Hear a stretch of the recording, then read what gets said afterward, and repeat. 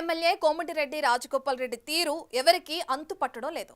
జిల్లాలోనే కాకుండా పక్క రాష్ట్రంలోనూ రాజగోపాల్ టూర్లతో హల్చల్ చేస్తూ రాజకీయంగా సంచలనంగా మారుతుండడం చర్చల్లో నలుగుతుంది.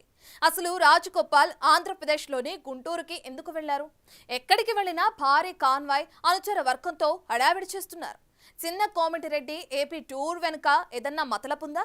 అక్కడకు తమ రాజకీయ గురువు దివంగత వైఎస్ఆర్ పై జగన్ కు మద్దతిస్తున్నట్లు సడన్ గా ఎందుకు ప్రశంసలు కురిపించారు?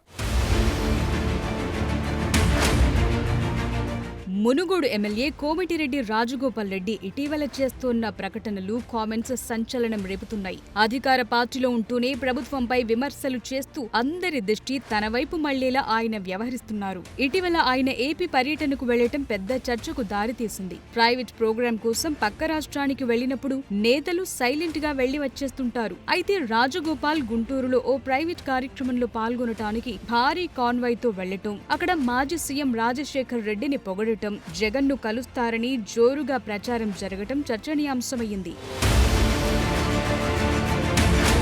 గుంటూరు పర్యటనకు భారీ కాన్వాయ్తో వెళ్లిన అనుచరులకు కూడా అసలిక్కడికెందుకొచ్చామని ఎవరికీ అర్థం కాని పరిస్థితి ఏర్పడిందట. గుంటూరుకు వెళ్లి వైఎస్ఆర్ గురించి మాట్లాడుతూ ఎమోషనల్ అవ్వటం, ఆ తరువాత అక్కడే బస చేసి విజయవాడ కనకదుర్గమ్మను దర్శించుకుని రావటం, ఇలా రాజగోపాల్ ఏం చేసినా ఎక్కడికి వెళ్లినా హాట్ టాపిక్ గా మారుతోంది. ఈ మధ్య కాలంలో రాజగోపాల్ ఎక్కడికి వెళ్లినా భారీ కాన్వాయ్తో వెళుతున్నారు. మొన్న అసెంబ్లీ సమావేశాలు ప్రారంభమైనప్పుడు 100 కార్లతో భారీ ర్యాలీగా మునుగోడు నుంచి గన్ పార్క్ కి చేరుకుని అమరవీరుల స్తూపం వద్ద నివాళులర్పించారు.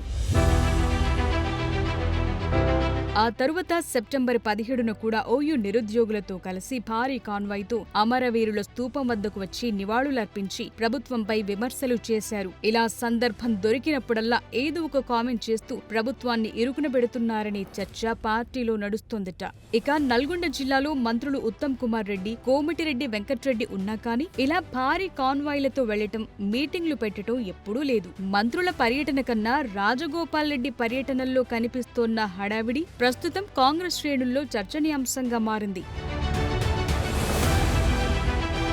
రాజగోపాల్ రెడ్డి వివాదాస్పద వ్యాఖ్యలతో పార్టీ ఏవైనా చర్యలు తీసుకుందామన్నా ఆయన ఎక్కడా తప్పుదొరలకుండా మాట్లాడుతున్నారని విమర్శకులంటున్నారు. వరుస పరిణామాలతో ఏం జరగబోతుందని ప్రతిపక్ష పార్టీలైతే రాజగోపాల్ మాట్లాడినప్పుడల్లా ఆసక్తిగా చూస్తున్నాయి. ఇక ట్వీట్ల విషయానికొస్తే సందర్భం దొరికినప్పుడల్లా చిన్న కోమటిరెడ్డి ట్వీట్లతో ప్రశ్నలు సంధిస్తున్నారు. గతంలో ఎప్పుడు కూడా రాజగోపాల్ రెడ్డికి ట్వీట్లు చేసిన సందర్భాలు లేవు. ఇలా ప్రతీది వార్తల్లో నిలుస్తూ రాజగోపాల్ రెడ్డి యాక్షన్ ప్లాన్ ఏంటనేది మాత్రం ఎవరికీ అంతుపట్టకుండా తయారయ్యింది.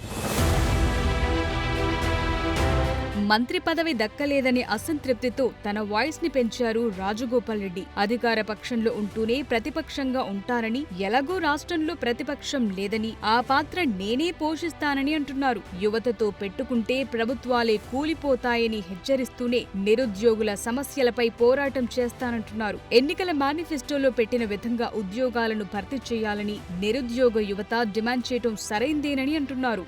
ఓవైపు రాజగోపాల్ రెడ్డి వ్యాఖ్యలపై క్రమశిక్షణ కమిటీ విచారణ చేస్తున్న తరుణంలోని ఆయన వాయిస్ ను మరింత పెంచే ప్రయత్నం చేయటం హాట్ టాపిక్ గా మారింది.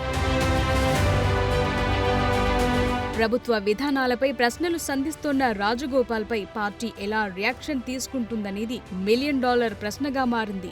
ప్రభుత్వానికి వ్యతిరేకంగా మాట్లాడుతున్నారా? తాను మాట్లాడిన దాంట్లో ఎలాంటి తప్పు లేకుండా వ్యూహాత్మకంగా వ్యవహరిస్తున్నారా? మొత్తం మీద రాజగోపాల్ రెడ్డి ఏం చేస్తున్నారు, ఏం చేయబోతున్నారనేది రాష్ట్ర రాజకీయాల్లో ఆసక్తికరంగా మారింది. ఆ క్రమంలో కాంగ్రెస్ అధిష్టానం చిన్న కోమటిరెడ్డిపై క్రమశిక్షణ చర్యలు తీసుకుంటే మునుగోడుకు బైపోల్స్ వస్తాయని విపక్షాలు లెక్కలేసుకుంటుండడం గమనార్హం.